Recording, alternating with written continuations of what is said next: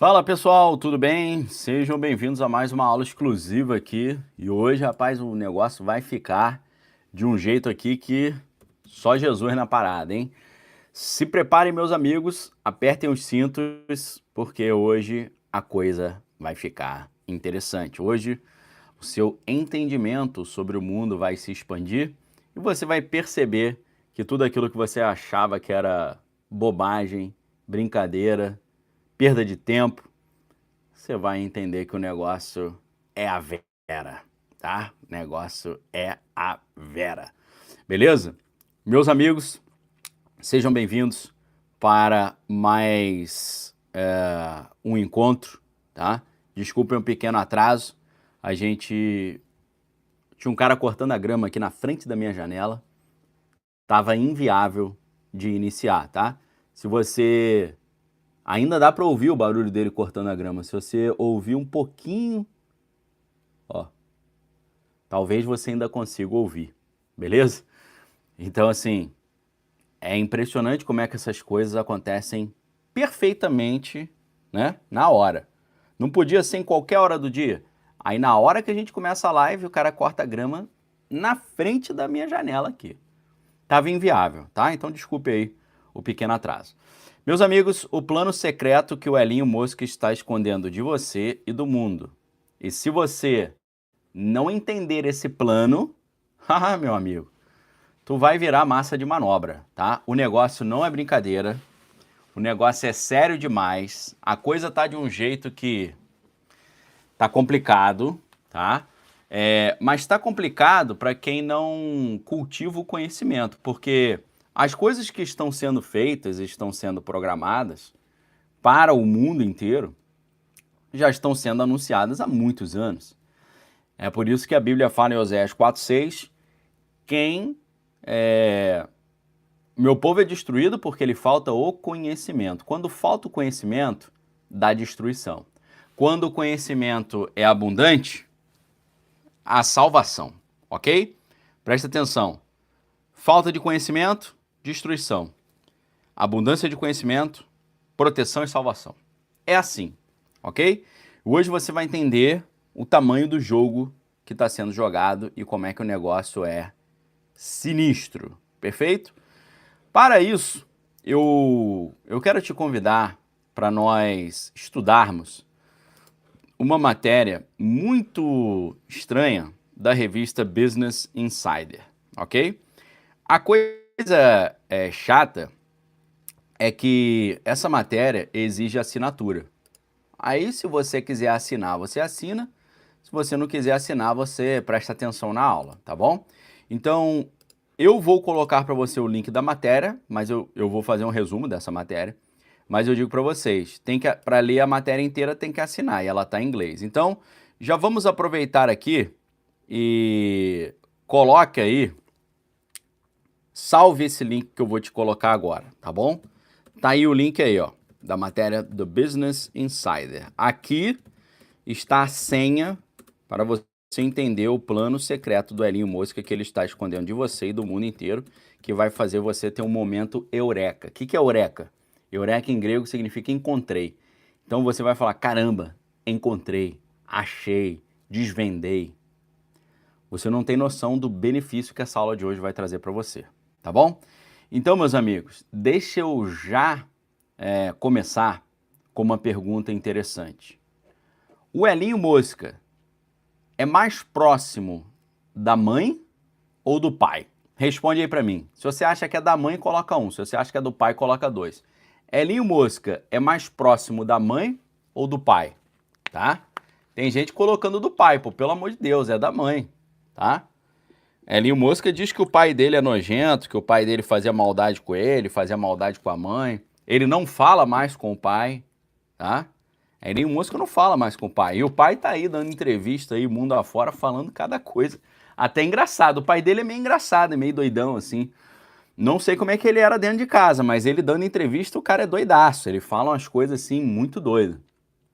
Então, o Elinho Mosca, ele é muito mais próximo da mãe do que do pai. E o fato dele ser muito mais próximo da mãe do que do pai nos dá uma pista Que tipo de pista você poderia perguntar? A pista é a seguinte: se ele é mais próximo da mãe e nós estudarmos a história familiar da mãe, a gente vai entender qual é a dele. Ou seja, o Elinho Mosca se inspira muito mais na mãe, na família da mãe, na cultura da família da mãe, do que no pai, tá certo? E eu pergunto para você, a Cristiane Souza aí já deu a dica, tá? Eu quero perguntar para você, você já deu uma olhada nas fotos da mãe? Você já viu as fotinhas da mãe dele? Você já viu as fotinhas maneiras que ela faz?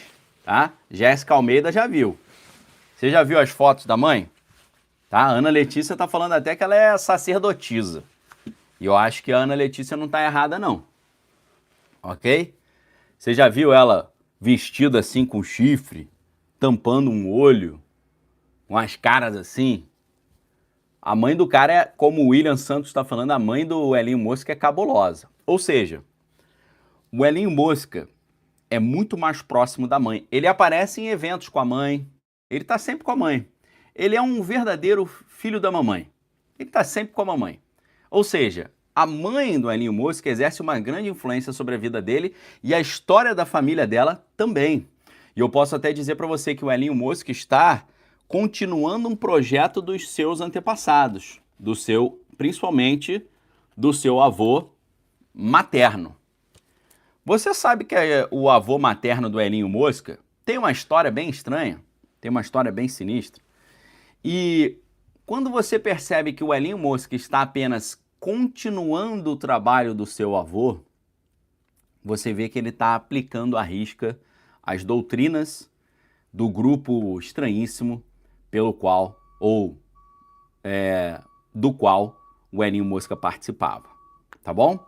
Então, ao mesmo tempo que o Elinho Mosca tem um ótimo relacionamento com a mãe, ele não tem um bom relacionamento com o pai. E, obviamente, o pai do Elinho Mosca se separou da mãe. E ele, o pai do Elinho Mosca, solta umas capivaras sobre a mãe. Ele fala assim, por exemplo, a minha família, o pai falando, a minha família a gente vem de origem simples, a gente vem de uma família mais simples e tal, mas a família da mãe sempre teve dinheiro. E o avô dela, inclusive, o meu sogro, né, o pai da minha ex-esposa, o pai da minha ex-esposa fazia umas paradas estranhas. Ele participava de uns grupos estranhos. E é exatamente aí que você vai entender qual é a jogada. Perfeito? Então vamos analisar essa matéria aí que eu coloquei para vocês, do Business Insider, mas é uma matéria que exige assinatura para ler, ela tem um paywall, né, uma parede de pagamento, mas vamos analisar. Tá? Tá aí o link da matéria. O que essa matéria vai dizer? Avô de Elinho Mosca pertencia a um partido político que acreditava que o mundo deveria ser governado pela tecnologia. Jornais da época o descreveram como tendo um tom de um movimento facista. Você já ouviu falar nessa palavra? Eu estou tendo que falar diferente. Um movimento facista incipiente. Ou seja, o avô do Elinho Mosca achava maneiro as coisas que estavam acontecendo na Alemanha e na Itália nos anos 30 e 40, tá? Faquista, gostavam de facas, né? Então, jornais da época o descreveram como tendo um tom de um movimento faquista incipiente. E você sabia que esse movimento que o avô do Elinho Mosca participava era tão estranho que levou o avô dele e a galera toda pro Chilindró? Os caras foram pro Chilindró por causa disso?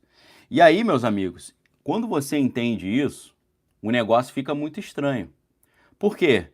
Você se lembra que recentemente, na posse do presidente Donald, na festa da posse, o Elinho Mosca ele fez um negócio com a mão meio estranho?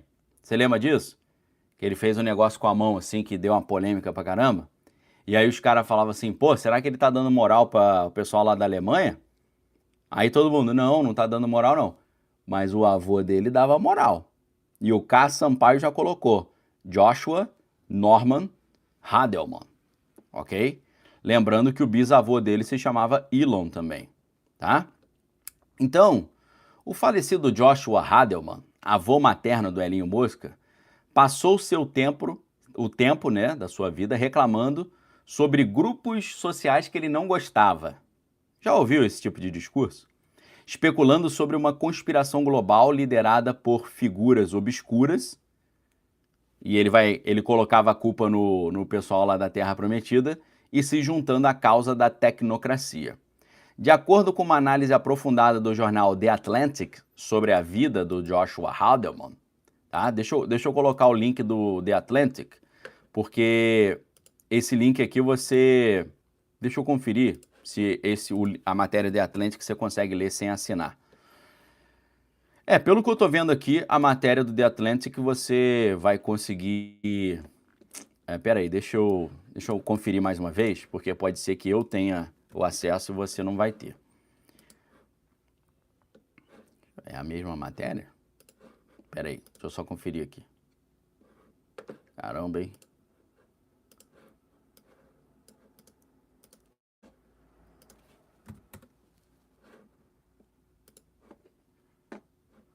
Eu acho que você consegue ter acesso, tá? Olha o naipe dessa matéria que eu vou colocar para vocês agora, do The Atlantic. Com essas duas matérias, do Business Insider e do Atlantic, você está muito bem servido para entender qual é o plano secreto do Elinho Mosca que ele escondeu de vocês e do mundo inteiro, ok?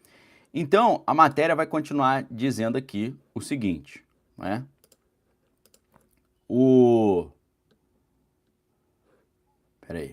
Peraí que eu entrei na matéria errada aqui. The Atlantic. Trocou para a matéria do The Atlantic. Tá. Ó. De acordo com uma análise aprofundada da revista The Atlantic sobre a vida de Hadelman, o quiroprata canadense era um teórico da conspiração que passou o início da sua carreira como parte de um grupo conhecido como Technocracy Incorporation, ok? Tecnocracia Inc. O movimento tinha um conjunto bizarro de princípios. Eles acreditavam que o mundo deveria ser governado por um regime totalitário de engenheiros e cientistas, sediados na América do Norte. E acreditava que esses senhores da tecnologia resolveriam todos os problemas da sociedade e que as pessoas só teriam que trabalhar 20 anos antes de se aposentar. Você acredita nisso? Isso era o que o avô dele acreditava. Você acha que ele está aplicando essa estratégia? Eles acreditavam que o mundo deveria ser governado por um regime totalitário de engenheiros e cientistas sediado na América do Norte, que esses senhores da tecnologia resolveriam todos os problemas da sociedade e a pessoa só teria que trabalhar 20 anos antes de se aposentar. Tá na cara que eles estão aplicando esse plano.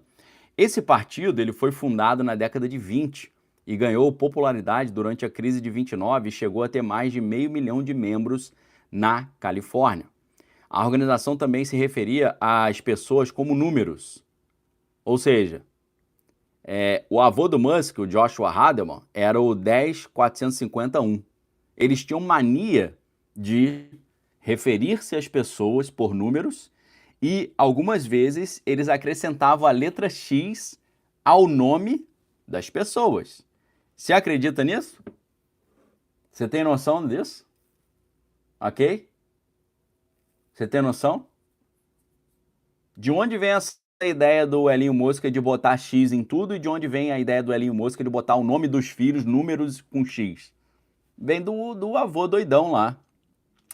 Então, o grupo tinha mania de se referir às pessoas como números e botar X no nome das pessoas. Os seguidores vestiam roupas e carros cinza idênticos e cumprimentavam uns aos outros com saudações especiais. Um jornal citado pela revista disse que o grupo emitiu o tom de um movimento faquista incipiente. Ele morava no Canadá. O Canadá eventualmente baniu esse partido após ele se opor ao envolvimento do país no segundo grande conflito mundial e considerar o partido e seus membros um perigo para a segurança dos Estados Unidos. E foi nessa época que o avô do Elinho Mosca, com essas ideias malucas, foi para o xadrez, foi para o Chilindró, foi encarcerado e condenado pela sua participação nesse movimento. Isso deu Isso deu início ao seu movimento em outros grupos, incluindo, olha só, depois que ele saiu do Technocracy Inc., que era esse grupo, ele foi para o Partido do Crédito Social. Você acredita nisso? Partido do Crédito Social do Canadá, que defendia também teorias mirabolantes sobre uma conspiração de que o povo lá da Terra Prometida queria dominar o mundo, ok? Então esse pessoal não gostava da galera lá da Terra Prometida e se identificava com o que acontecia na Alemanha e na Itália durante o Segundo Grande Conflito Mundial. O Partido do Crédito Social do Canadá passou a ser amplamente criticado por ter essa postura contra o povo da Terra Prometida, e o Hadelman, ele se tornou o presidente nacional desse Partido do Crédito Social do Canadá e assumiu a responsabilidade de defender as crenças do partido, tá? O Joshua Haldeman, segundo a matéria do Atlantic, que você tem acesso aí, defendia que o Partido do Crédito Social não tinha essa postura contra o pessoal da Terra Prometida, ao mesmo tempo em que dizia algumas coisas exatamente nesse sentido, incluindo alegações muito estranhas de que o Adolfinho nojento lá da Alemanha havia sido instalado como líder por dinheiro fornecido por financiadores internacionais, muitos deles de origem lá da Terra Prometida. E ele alegou que o povo da Terra Prometida criou essa ideia de que eles estavam sendo combatidos só para gerar simpatia. Ou seja, as teorias bem sem fundamento, bem sequeladas, né? O partido também usou sua plataforma para publicar aquele livro, As Ideias dos Sábios da Antiga Terra de Sião, né? Você conhece muito bem essa história. E o Joshua Haldeman defendeu a publicação em uma carta porque sentiu que estava testemunhando esse plano, né, das ideias dos sábios da Terra de Sião sendo implementadas no mundo. Historiadores, então, observam que as ideias hoje do Elon Musk de que a tecnologia pode resolver a maioria dos males da sociedade refletem algumas das mesmas crenças tecnocráticas que o seu avô promoveu. E o Elon Musk disse anteriormente na sua rede social que Marte deveria ter uma tecnocracia estabelecida, exatamente como no livro do Dr. Brown, aquele que trabalhava lá na Alemanha, lembra? Que era assessor do bigodinho nojento. O Dr. Brown escreveu o livro Projeto Marte, onde ele dizia que Marte seria governada por uma tecnocracia e o líder dessa tecnocracia se chamaria Elon, ok? Umas coincidências estranhas, né? A gente também sabe que o Elon Musk também deu aos seus 3 filhos o nome, os 3 filhos com a Grimes, ele deu o nome de X-A-E-A-X-I-I Musk, ou só X, e Exadark Sideral Musk e Tecnomecânicos, ok? Deixa eu ver se eu consigo copiar para vocês o nome aqui dos filhos, tá? E aí eu pergunto, é normal? Pô, claro que não é normal, mas a grande questão é você descobrir que existe uma inspiração no trabalho do seu avô. Avô esse que foi pro Chilindró por defender ideias muito sequeladas, né? Então, tá aí os nomes, ó. X-A-E-X-I-I Musk, Exadark Sideral Musk, Tecnomecânicos. O nome dos filhos. Numa clara inspiração aí no avô. Embora não esteja claro, né, se os nomes dos seus filhos tinham algo a ver com os estranhos apelidos cheios de número com os quais os tecnocratas se identificavam. O Elon Musk também foi recentemente chamado ali foi dito, né, tempos atrás, de que ele não gostava muito do pessoal lá da Terra Prometida, isso deu uma confusão do caramba. Aí depois ele faz aquele gesto com a mão, volta a ideia de que ele não gostava muito do pessoal da Terra Prometida. Agora, a pergunta que eu te faço é, você sabe o que aconteceu depois que o avô do Elon Musk teve essa passagem pelo partido do Tecnocrata Incorporated e depois que ele foi para o Partido do Crédito Social? Você sabe o que ele fez depois que ele foi para o Chilindró? Aí você precisa entender, né? Como é que a família da mãe do Elon Musk, que era do Canadá, foi parar na África do Sul? Aí que é a grande história. Por quê? Após a sua passagem pela política, o Joshua Hadelman, que é o avô materno do Elon Musk, começou a apoiar apaixonadamente o que estava acontecendo na África do Sul. E o que estava acontecendo na África do Sul naquela época? Estava acontecendo uma partilha. Eles estavam colocando um grupo por um lado e um outro grupo por outro. Vocês lembram qual era o nome dessa parada nojenta que eles fizeram lá? Coloca aí para mim se você se lembra. Né? Começa com a letra A. Eles estavam fazendo uma apartilha. Né? Patrícia Mergulhão já colocou aí. Né? Wet Noodle também. Vocês sabem. Então, por que o avô do Elon Musk, Joshua Hadelman, que era canadense, na verdade ele era americano e foi morar no Canadá. Por que ele saiu do Canadá e foi morar na África do Sul? Porque ele achava maneiro essa parada da apartilha, de apartar todo mundo. Você sabia disso?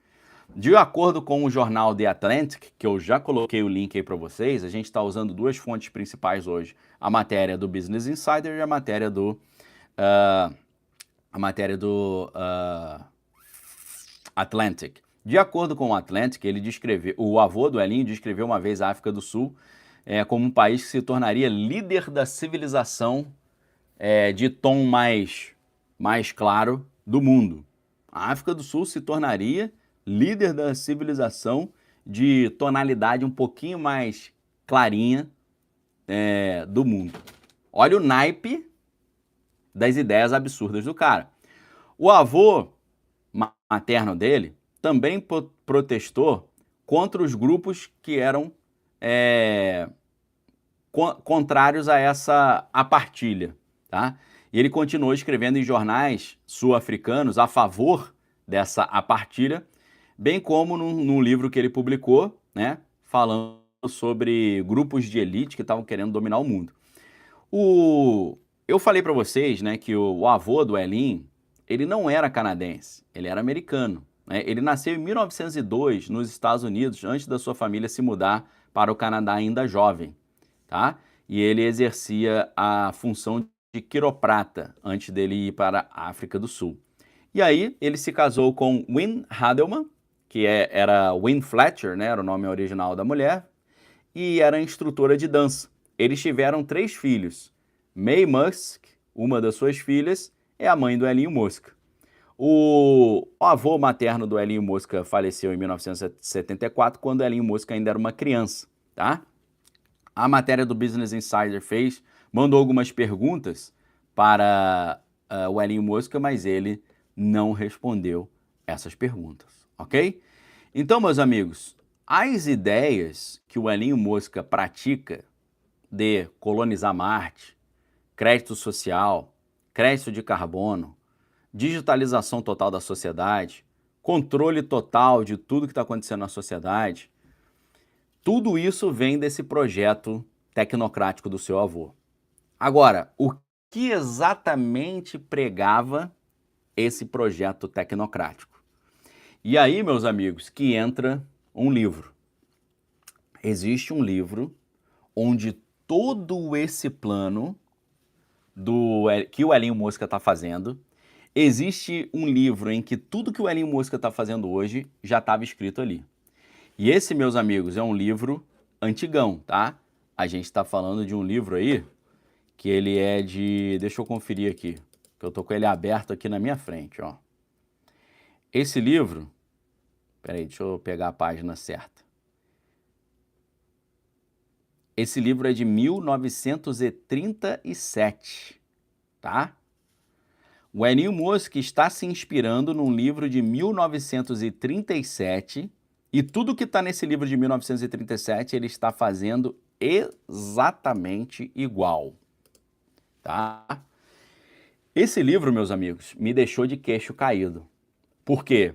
Em 1937, eles não tinham a tecnologia que existe hoje para dominar toda a sociedade. Mas hoje eles possuem essa tecnologia, tá bom?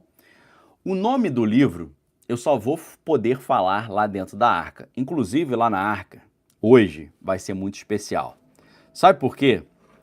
Lá na Arca eu vou te passar não apenas o nome do livro de 1937, mas um link onde você pode ler esse livro online.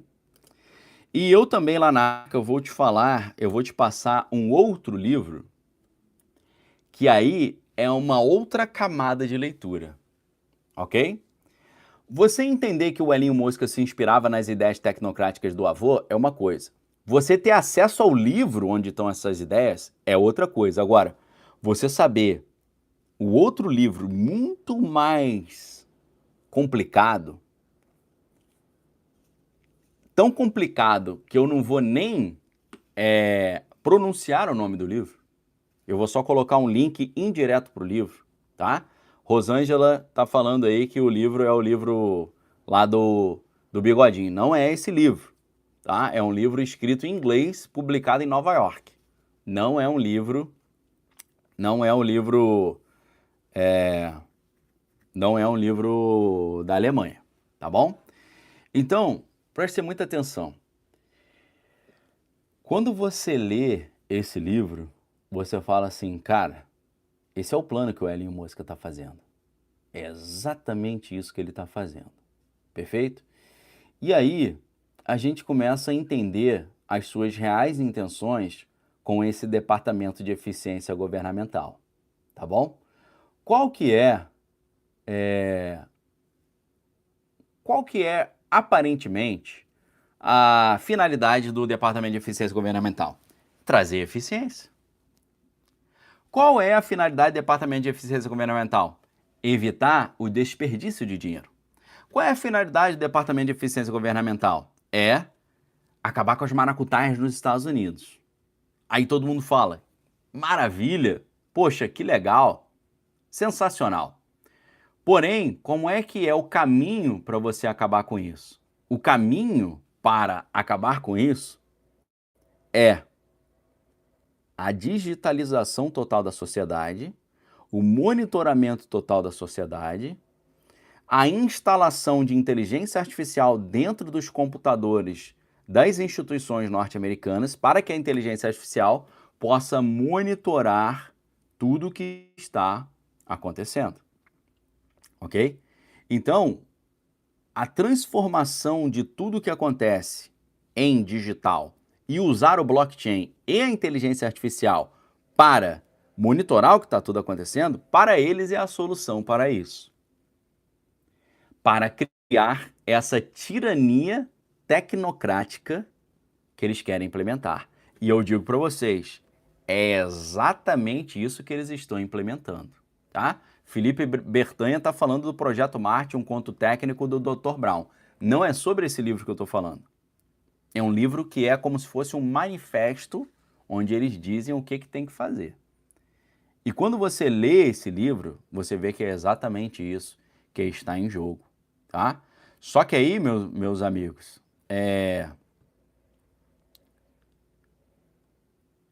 existe esse livro de 1937, e existe um outro livro que foi publicado nos anos 90, que esse aí, meus amigos, vai no profundo do que realmente o Elinho Mosca deseja, ok? E eu quero fazer um combinado com vocês aqui hoje. Se nós conseguirmos chegar aqui a 8.000 likes, eu vou comentar um pouquinho com vocês sobre o que está nesse primeiro livro. O que está no segundo livro, eu não vou, o segundo livro eu não vou citar o nome, eu só vou passar um link lá dentro da Arca e eu nem vou entrar no mérito, porque é um assunto tão cabeludo que eu não quero nem chegar perto, beleza? Então, meus amigos, dá o like aí enquanto eu tomo uma aguinha aqui para a gente poder entrar nessa história, tá bom?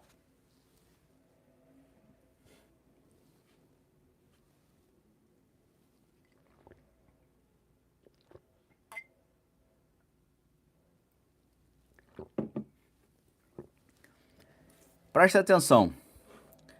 Você sabia, você já sabe, eu já falei para vocês, que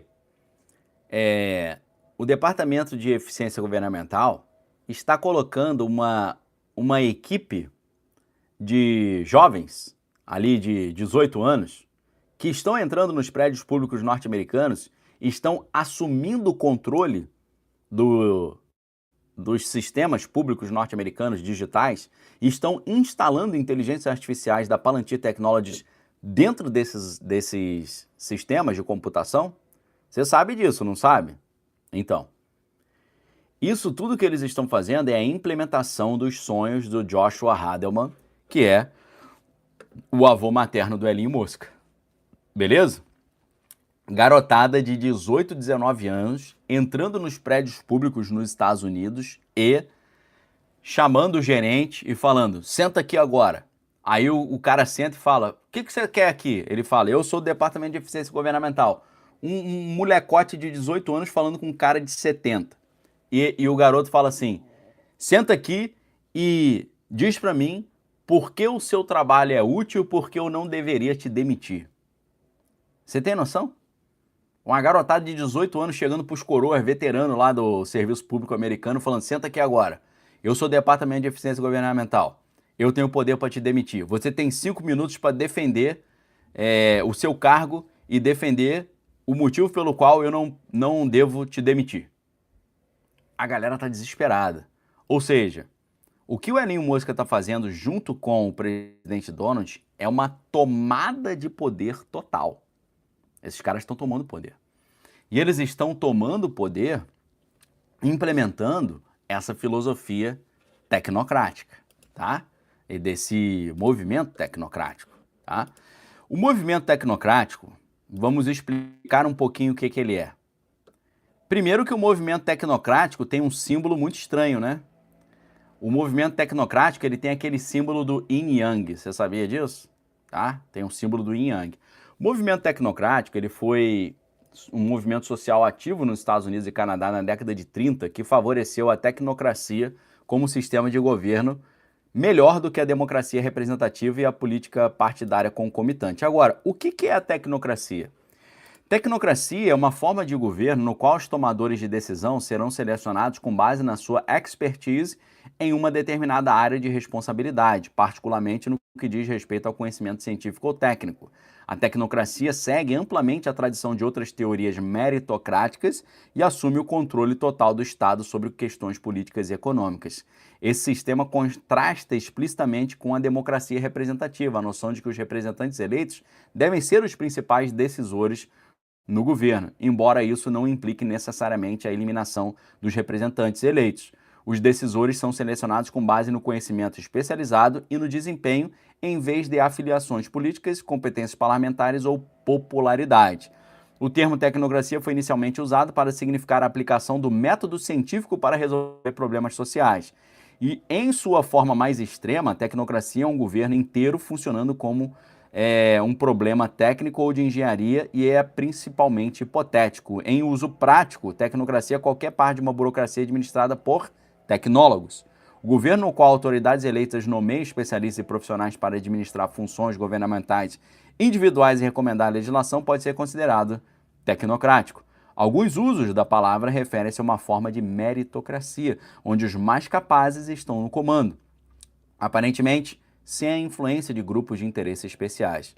Agora, os críticos da tecnocracia sugeriram que uma divisão tecnocrática ela desafia os modelos mais participativos da democracia, descrevendo essas divisões como uma espécie de lacuna de eficácia que persistem entre órgãos governamentais que empregam princípios tecnocráticos e membros do público em geral que visam contribuir para a tomada de decisões do governo. Ou seja, em geral, a filosofia da tecnocracia, ela diz que quem deve tomar a decisão não são os representantes escolhidos pelo povo, mas os especialistas. E o Alex Chaves, parabéns para o Alex Chaves. Alex Chaves já matou a charada. Obviamente, isso vem do Platão, tá? Platão, na República, ele já tinha falado sobre isso, ou seja, a República de Platão, ela é a base para todo esse pensamento tecnocrático. Por quê? Lembrando, república é o nome latim, república significa res publica, coisa pública. Mas, na verdade, o nome original grego da República de Platão é políthia, ou seja, politeia, que significa essa polícia, essa politeia? Significa um tipo de gestão da polis. O que é a polis? É a cidade, tá? Então, política, se você traduz do grego, significa como se fosse assim, administração da cidade, né? Polícia significa cidade, estado ou sistema de governo, do grego. Por quê? Porque é aquilo que é praticado na polis. O que é polis? Cidade. De onde vem a palavra polis? Vem do termo grego pelin, que significa crescer, aumentar, né? Prosperar. Aí dá origem à política, tá? Política, K significa uma técnica, né? Uma arte. Então, política é a arte de governar a polis. O que é a polis? A polis é a reunião das pessoas, onde você tem a ética e a moral, que são regras do bom costume. Perfeito? Então, na política do Platão, o que ele faz? Na verdade, o Platão ele faz um negócio muito interessante, por quê? Na sua república, ele está pensando qual é a melhor forma de governar o homem. Mas, antes dele pensar qual é a melhor forma de governar o homem, pela obviedade, você precisa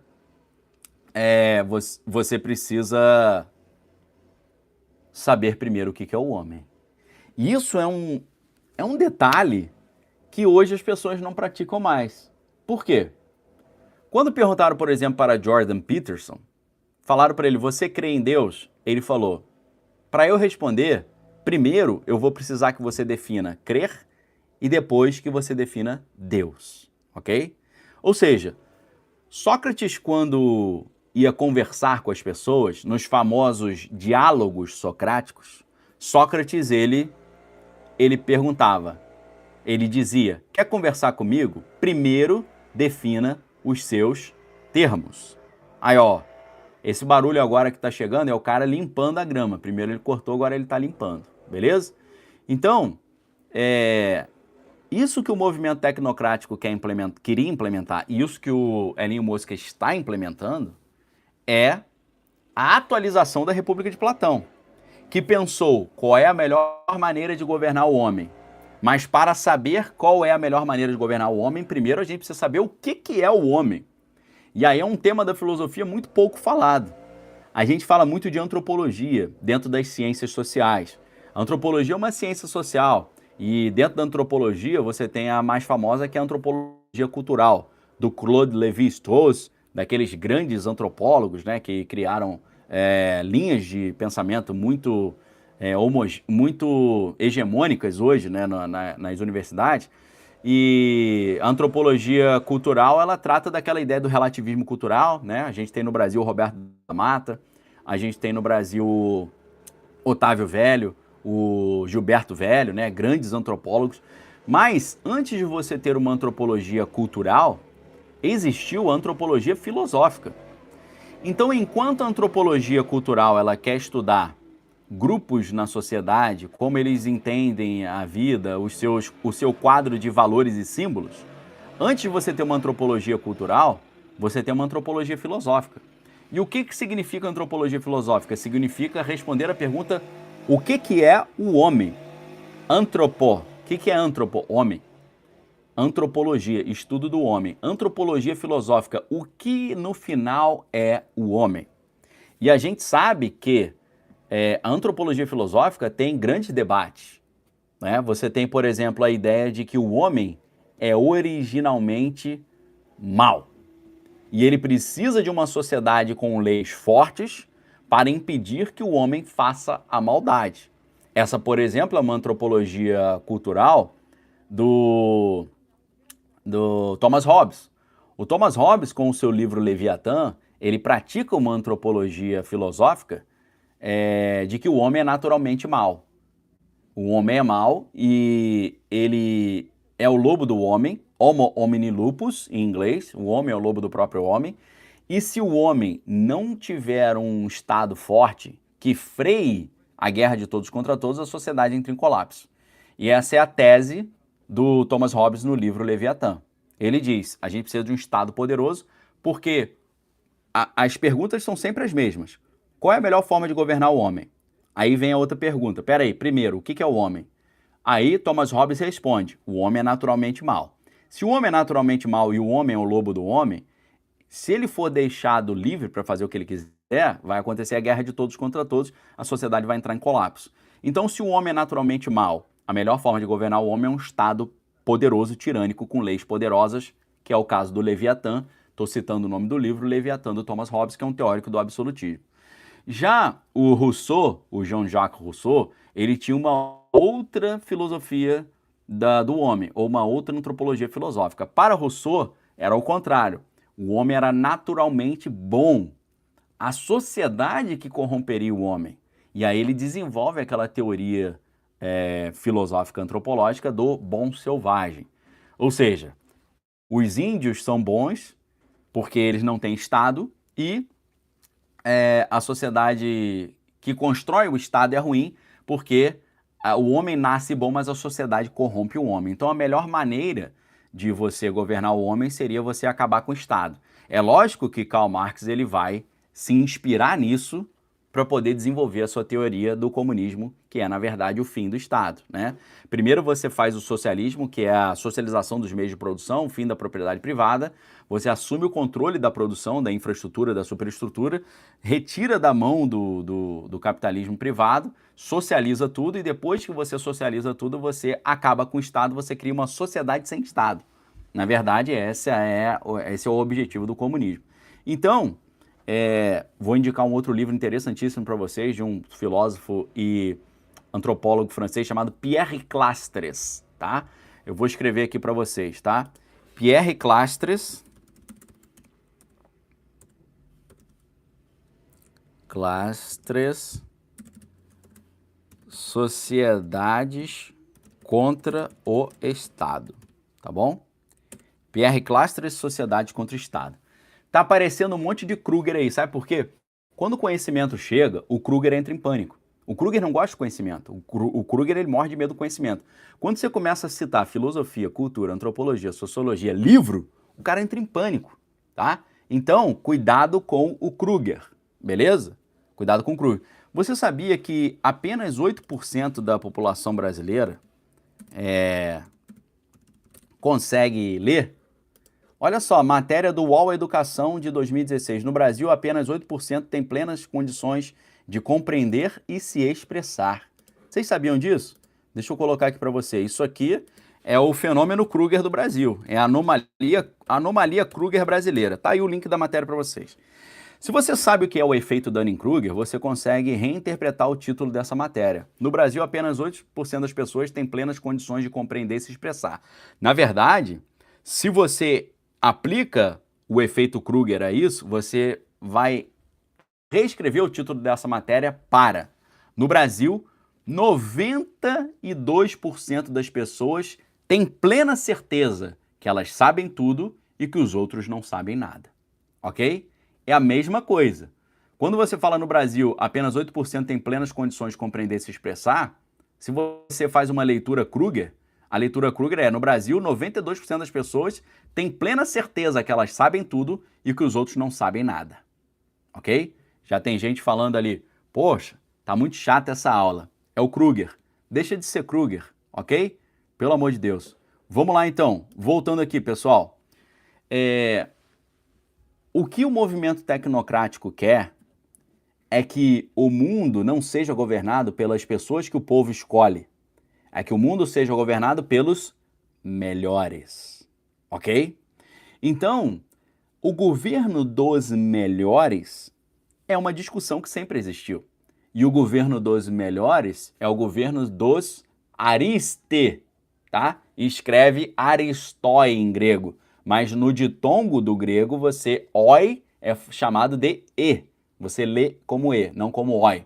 Então, quem não conhece grego fala aristói, mas na verdade é ariste. Quem são os ariste? Ariste são aqueles que têm a areté. O que é areté? Virtude. Ou seja, são os virtuosos. Ok? Como é o governo dos virtuosos? É a aristocracia. O Hernani matou a charada. Então, ao contrário da aristocracia, você tem a democracia. Aristocracia significa os melhores no poder. Quem os melhores? Os melhores que eles escolheram, os top lá, os Braulios da galáxia, tá? Então, o Sócrates, ele se levanta contra a ideia da aristocracia, mas ele não se levanta contra a ideia da aristocracia a favor da democracia, porque, pelo contrário, quando você presta realmente atenção no que estava acontecendo, o Sócrates estava se levantando contra a própria democracia. Por quê? Sócrates, inclusive, Platão vai concluir isso, Sócrates foi eliminado pela democracia. Sabe essa ideia de que o povo sabe melhor? Então, o que Sócrates prova com os seus trabalhos e com a República? Ele prova que o povão não tem condição de escolher os melhores líderes, porque o povão não está preparado para isso. Ok? Aí você pensa assim, ok, até faz sentido, né? O povão alienado, sem informação, ele vai escolher o cara que deu uma camiseta para ele, ele vai escolher o cara que deu um pão para ele, vai escolher o cara que deu ali um pão e circo para ele, ele vai escolher como representante o cara que, sei lá, asfaltou a rua dele, ok? Então, como o Edson Souza está falando, em parte está certo. Só que, na minha ignorância aqui, eu penso assim, olha, se o povão é ignorante e não tem condição de escolher os líderes, porque eles vão escolher os líderes, o líder que prometer para ele um pedaço de pão, a gente resolve isso como? A gente resolve isso dando educação para o povo, não é isso? Eu acho que seria essa a solução. Como é que a gente resolve isso? A gente resolve fazendo o povo ser esclarecido. Mas essa não é a proposta de Platão. A proposta de Platão é diferente. Platão quer criar um governo dos reis filósofos. Então, Platão, em vez dele tentar resolver a democracia, o Platão e o Sócrates, obviamente, em vez de Sócrates tentar resolver a democracia, que são os ignorantes escolhendo pessoas baseadas em ignorâncias, e resolver isso trazendo educação, na verdade, Sócrates propõe resolver isso de uma forma muito louca. Ele propõe resolver isso pegando pessoas que são fruto de um cruzamento genético, produzindo pessoas melhoradas. Ou seja, existe uma questão até de melhoramento genético na proposta de Platão da República. Então, qual é a proposta? A proposta é a seguinte: nós vamos pegar um homem que é muito forte fisicamente e nós vamos fazer ele casar com uma mulher que é muito inteligente, porque aí o filho vai nascer forte e inteligente. Na verdade, Platão se entendia como esse protótipo do rei filósofo. Por quê? Eu não sei se você sabe, mas o nome de Platão não é Platão. Platão significa ombros largos, Plato, tá? O nome de Platão é Aristócles, não Aristóteles. Aristóteles era aluno de Platão na Academia de Platão, tá? A Academia de Platão era num terreno onde ficava a escola de Academos, por isso que é Academia, tá? O nome original, então, de Platão é Aristócles, ou Aristócles. E o apelido dele era Plato, porque além dele ser um cara gênio, ele era um cara muito forte. Ele era um atleta. Ele tinha ombros largos, porque ele era um cara de porte físico atlético. Por quê? Porque Sócrates e Platão acreditavam que a mente deveria ser de alto nível e o corpo também. Então, Platão e Sócrates entendem que o mundo deve ser governado não a galera que o povão escolhe, mas deve ser governado pelo cara que é muito forte fisicamente e muito forte mentalmente. E como é que você acha esses caras? Ele acha, Sócrates e Platão, nesse diálogo à República, eles acham que a melhor maneira não é você achar esses caras, é você fabricar esses caras. Fabricar como? Fazendo casamentos entre pessoas que tenham essas características. Ou seja, aquilo que na Alemanha vai ser feito nos anos 30 e 40, Isso já era a proposta de Platão, ok? Você tem um governo de reis filósofos que são de uma genética específica, de alto nível. Isso está até inclusive no filme Salt. Você já viu esse filme Salt com a Angelina Jolie? O filme Salt, a Angelina Jolie é uma agente infiltrada lá de Moscou e ela é filha do campeão de xadrez lá de Moscou com a mulher, o cara mais forte de Moscou com a mulher campeã de xadrez. A Angelina Jolie no filme Salt, ela é o cruzamento entre o cara mais forte de Moscou e a mulher mais genial de Moscou. E aí ela nasce com um grande vigor físico e uma grande capacidade intelectual. Isso é a República de Platão, o rei filósofo, ok? Então, a tecnocracia se inspira nisso. E, obviamente, você já percebeu, tanto na matéria do Business Insider que a gente citou, quanto na matéria do The Atlantic, você já percebeu que a tecnocracia não apenas quer o governo desses tecnocratas, filósofos, cientistas, mas eles querem também uma questão genética envolvida. Pessoas que têm uma genética específica. Os caras da tecnocracia não gostavam do pessoal da Terra Prometida. Os caras da tecnocracia achavam legal o que estava sendo feito lá na África do Sul de apartar todo mundo. Ou seja, eles também partiam de um princípio genético. E aí eu pergunto para você, você sabia que quase todos os filhos do Elinho Mosca estão sendo gerados ou foram gerados por fertilização in vitro? Você sabia disso? Você sabia que o Elinho Mosca, ele escolhe mulheres para inseminar essas mulheres? Para fabricar bebês de proveta? E aí eu penso, será que o Elinho Mosca não está fazendo uma engenharia genética nesses filhos? Será que ele não está selecionando o gene desses filhos, né? O Edson Souza está falando seleção a dedo, obviamente, né? A Fernanda está lembrando do filme Gattaca, tem tudo a ver com isso, tá? Então, o que o Elinho Mosca está fazendo é seguir o movimento tecnocrático. E o que o movimento tecnocrático queria era exatamente o que Platão estava fazendo e o que estava sendo feito lá na Alemanha, na década de 30 e 40. Ok? Governo dos melhores, uma aristocracia, reis filósofos e com uma genética selecionada. Eu poderia te dizer que esta é a primeiríssima camada do plano secreto que o Elinho Mosca está escondendo de você. Ok? Agora, tem a camada 2, que é a camada semi-heavy metal, e tem a camada 3, que é super heavy metal. A camada 3 é tão heavy metal que eu não vou poder citar nem o nome do livro. Ok?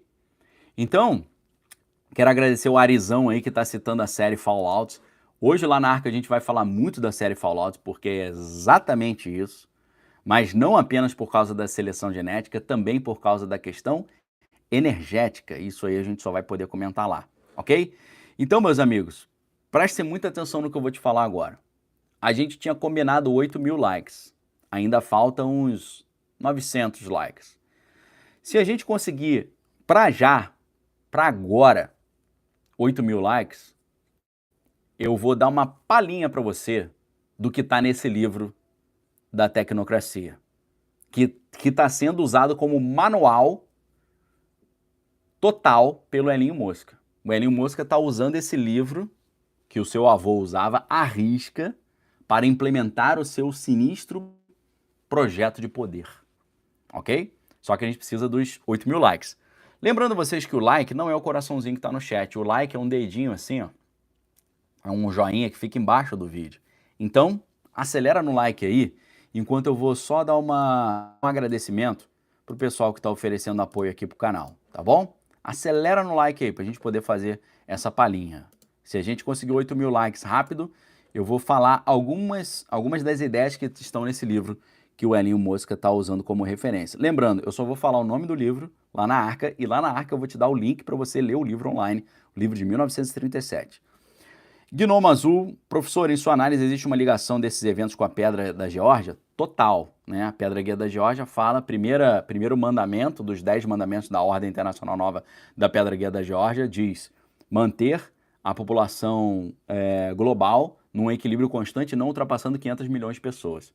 O que significaria eliminar 90% da população global, que é uma insanidade, mas eles gostam disso, né?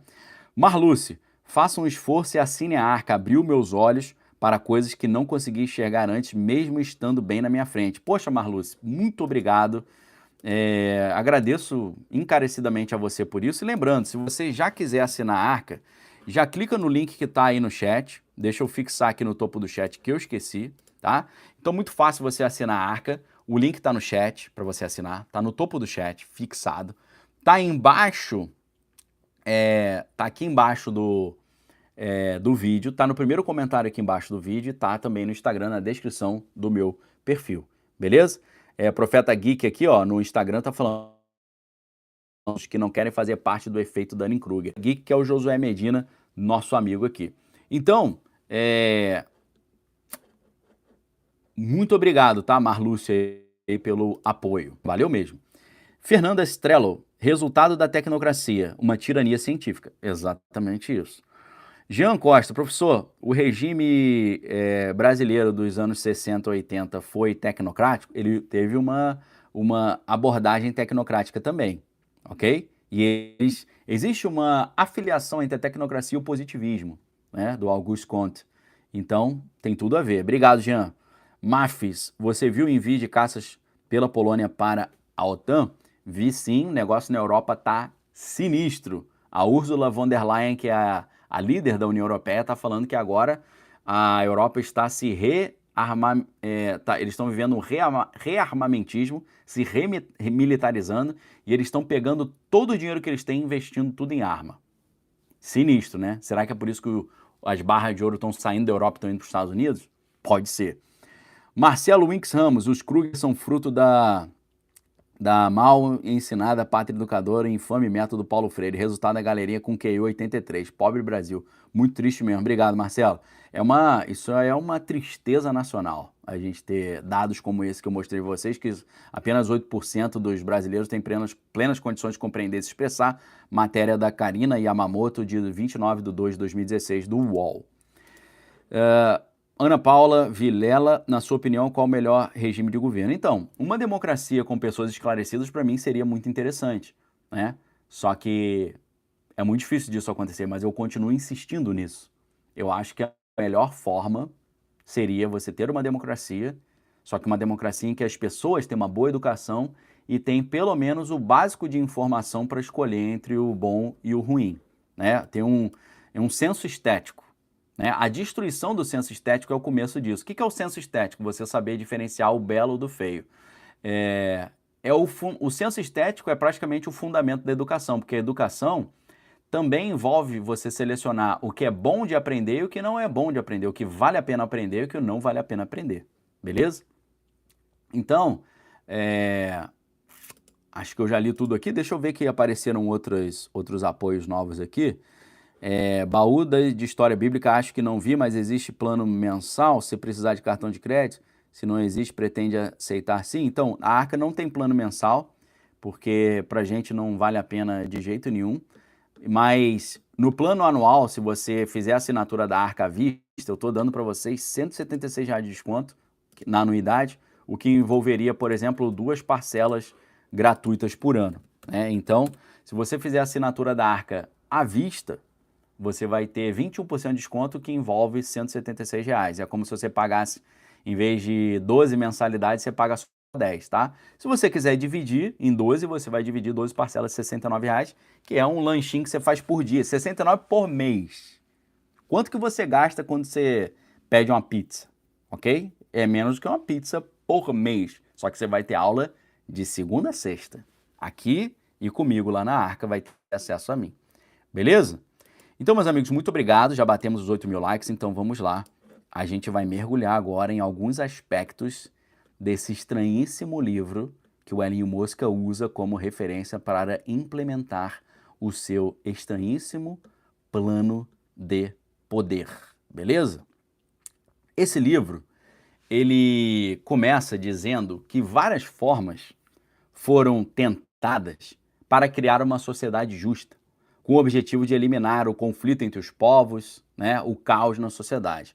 Porém, segundo esse livro da Tecnocracia, os esforços não deram certo, tá? Tem muita gente perguntando se o livro é aquele livro lá que o Adolfinho Bigode escreveu. Não tem nada a ver com isso, tá bom? Kelly Souza indicando a série Agente Noturno, muito obrigado.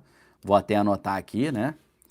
Tá chegando o final de semana aí, né? A gente tá numa semana meio de feriado e sempre bom dica de filmes e séries, né? Uma das coisas mais chatas que tem é a gente abrir uma Netflix da vida e não encontrar nada para assistir, né? Então, o livro, esse livro misterioso, que lá na Arca eu não só vou dar o nome do livro, mas vou te colocar o link para você ler o livro online, livro de 1937 que o Elinho Mosca está usando como guia, como manual para implementar o seu projeto de poder. O Johnny está perguntando se o livro é o Technocracy, an Alternative Social System. Não é esse, tá bom? É tipo um manifesto tecnocrata, onde está bem claro, assim, pau, tá? A Ítalo tá falando da série Fringe, valeu, série Fringe sensacional também, tá? Doctor Who, né? Todas essas séries são muito interessantes, né? Então vamos lá, voltando. O livro vai começar dizendo que várias pessoas tentaram acabar com os conflitos e criar uma sociedade justa, mas os planos não deram certo. Eles vão dizer, a melhor saída vem dos verdadeiros cientistas, que já analisaram profundamente o mundo, as relações humanas e o continente norte-americano. Já falei para vocês que a proposta do movimento tecnocrático é que o mundo fosse governado por uma tecnocracia a partir do continente norte-americano. Então, a partir dessa análise, eles sintetizaram um design tecnológico de operação social que eles previram como a próxima e mais provável forma de controle social na América. Ou seja, esse livro já fala que o objetivo é controle social. É por isso que a ideia de tecnocracia caminha muito junto com a ideia de crédito social. Vocês vejam que crédito social, que parece ser uma ideia nova, é um negócio que é lá dos anos 30 que surge junto com o movimento tecnocrático, que era o movimento que o avô do Elinho Mosca participava. Segundo eles, esse projeto tem um potencial de fazer com que, pela primeira vez, a história humana seja comandada por uma progressão planejada, tá? Em contraste com o antigo processo aleatório, ou seja, eles querem que a sociedade se desenvolva a partir de um plano específico, que a sociedade seja programada, controle social total. E o objetivo, então, segundo esse livro, segundo o grupo da tecnocracia, é não a sobrevivência do mais apto, mas a chegada planejada do mais apto, ok? Rodrigo colocou o livro Technocracy Rising, The Trojan Horse of Global Transformation. Não é esse livro também. É um livro de 1937. Esse livro é de 37, muito provavelmente não é. Então, olha só o que eu li agora. O que o movimento tecnocrático queria era a evolução da sociedade dentro de um evolucionismo darwinista, mas também do Herbert Spencer, que é o evolucionismo social. Vejam mais um autor aí que eu estou indicando para vocês. Herbert Spencer, filósofo que criou a tese do evolucionismo social, perfeito?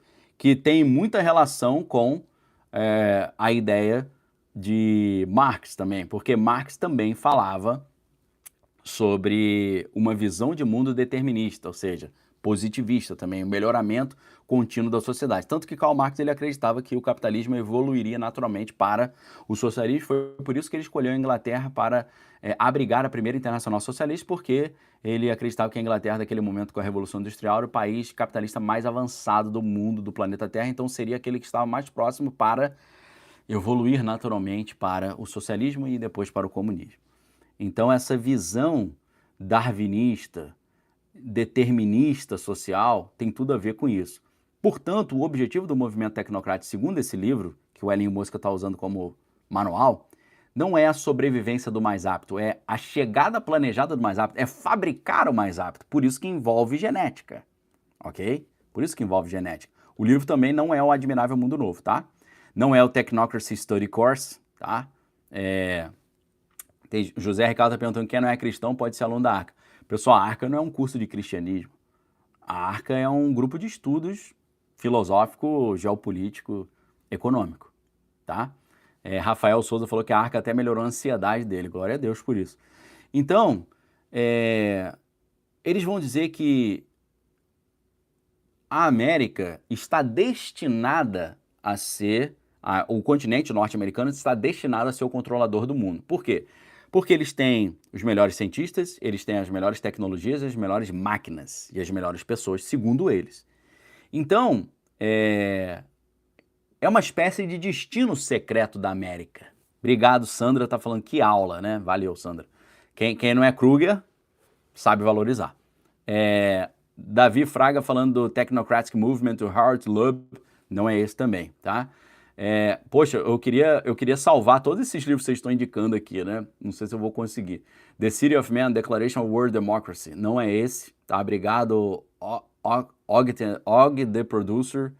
The City of Man, Declaration World Democracy, da Yara Neves, também não é esse, né? Kleber, Brave New World, né? Admirável Mundo Novo. Não é o livro Duna também, né? Paulo Vitor. Então, vejam só, isso aqui está muito em linha com aquela doutrina esotérica do destino secreto da América, né? Do Manly Palmer Hall, que é um dos maiores maçons da história. E está, obviamente, também em direta consonância com o que Francis Bacon falava sobre a Nova Atlântida, tá? Então, eu tô até anotando aqui, porque eu não tinha tido esses insights antes. A Nova Atlântida e o destino secreto da América, tá? Nova Atlântida do Francis Bacon e o destino secreto da América do Manly Palmer Hall ou Manly P. Hall, tá bom? Vitor tá falando de Technocracy Study Course, não é esse, tá? Então, eles estão desenvolvendo o plano de como a América do Norte vai dominar o mundo. A América do Norte vai dominar o mundo criando os mais capacitados através da ciência, da tecnologia e da genética. Para isso, para que a América do Norte se consolide como a liderança mundial tecnológica, de uma sociedade completamente controlada socialmente e uma sociedade completamente planejada, eles precisam organizar de forma muito eficiente a produção e o consumo de energia. Aí que entra o grande detalhe. Porque eles vão dizer que o aumento de dispositivos que consomem energia numa civilização de elevada produção energética tende a anular os conceitos de valor inerente às eras anteriores. Ou seja, a quantidade de energia que consegue ser produzida na América do Norte devido ao avanço tecnológico e científico é sem precedentes na história. A taxa de consumo de energia inédita na história nessa região da América do Norte, vai dizer o livro, atingiu uma ordem de magnitude que resulta numa infinita produção de bens e serviços além do limite administrável da técnica de controle atual. Ou seja, em 1937, eles não tinham condição nenhuma de controlar tudo que estava sendo produzido, porque era tanta coisa sendo produzida que eles nem sabiam mais o que estava sendo produzido. Então, quando a energia era usada em grande quantidade, o resultado é o quê? É uma abundância de bens e serviços. E na história, o homem enfrentou o problema técnico de distribuir essa abundância. Os esforços do homem no passado foram direcionados para a especulação filosófica sobre como alcançar a abundância. Agora o problema não é outro. Agora o problema é outro. Em vez de pensar como a gente pode alcançar a abundância, o problema agora é como a gente pode administrar a abundância. Porque a abundância pode gerar problema, principalmente para os controladores do sistema. A gente já viu isso no 1984. É por isso que o 1984 tem o conceito das guerras eternas. Qual é a ideia das guerras eternas? A ideia das guerras eternas é impedir o excedente de produção, impedir a abundância. Porque onde tem abundância, tem liberdade, tem autonomia. Onde tem escassez, tem controle e dependência. É claro que eles sempre querem controle e dependência. Então, as guerras eternas impedem a abundância, impedem a liberdade, impedem a autonomia, porque consome completamente o excedente de produção. Eu não sei se vocês lembram, mas na época de Getúlio Vargas no Brasil, eles controlavam o preço do café queimando o café. Porque se você tivesse café sobrando, o preço do café ia cair. Se você queima uma parte do excedente de produção, você mantém o preço. A ideia das guerras eternas tem esse sentido, tá? Então, o problema técnico para trazer a abundância foi resolvido, mas o homem, sem perceber que está diante de um outro problema técnico, se voltou para a especulação filosófica para resolver esse problema da distribuição, como distribuir essa abundância. Então, a disponibilidade e o uso de vasta quantidade de energia abriu muitas perspectivas de possíveis realizações humanas até então nunca vistas na humanidade, antes vistas como só utopias da história. E essa tecnologia que traz abundância também viabilizou uma contabilidade total de tudo que é produzido abundantemente, ou seja, para que esse sistema tecnocrático de controle social seja imposto, eles precisam ter um monitoramento total da sociedade para saber tudo que está sendo produzido e tudo que todo mundo está consumindo. Olha que interessante isso. Isso tem uma direta relação com a digitalização total da sociedade e com o Departamento de Eficiência Governamental, tá? O que o DOGE está fazendo é exatamente isso. Perfeito? Então, o livro vai dizer: agora o design social é plenamente possível, ou seja, agora a engenharia social é plenamente possível. E é isso que o Elon Musk está fazendo com o Doge, tá? Meus amigos, você quer saber o que realmente está nesse livro? A parte sinistra? Você quer saber o nome desse livro? Você quer o link para você ler esse livro? E você quer que eu te passe o link do segundo livro, que o assunto é tão escabroso que eu não vou nem citar o nome, porque o negócio é um vespeiro, o negócio é cabeludo. Se você quer isso, eu vou contar isso tudo lá na Arca Agora, tá? Lá na Arca Agora eu vou poder entrar porque é um assunto cabuloso, é um assunto espinhoso, é um assunto contundente. Lá na Arca Agora eu vou falar para você qual é o livro que o Elon Musk está usando como agenda, como guia, por que ele está usando esse livro, o que realmente está nesse livro, eu já te dei um pedaço aqui, e eu vou te falar, vou te passar o link para você ler esse livro e também vou te passar o link do outro livro que é mais sinistro ainda, que é 10 mil vezes mais fundo do que isso aqui. Beleza? Então, meus amigos, venham estudar na Arca comigo agora. O que é a Arca? Tá perguntando aqui a Tati Salvador no Instagram. A Arca é o nosso grupo de estudos onde a gente consegue falar o que não dá para falar aqui abertamente. A Arca é um lugar onde eu consigo te dar atenção, te ajudando a tirar as suas dúvidas. A Arca é um local onde a gente consegue conversar. Eu não consigo conversar e responder as perguntas de 1.400.000 pessoas. Mas lá na Arca a gente tem um grupo mais seleto, onde diariamente eu estou ali respondendo as dúvidas ao vivo e também por escrito. Beleza? Então, é muito simples de você assinar a Arca. É só você clicar no link que está aí no chat. Está aqui no YouTube, está no chat, está fixo no topo do chat, está embaixo do vídeo e também está no primeiro comentário fixo embaixo do vídeo. Laís Teixeira está falando, a Arca é onde você salva o seu QI, valeu.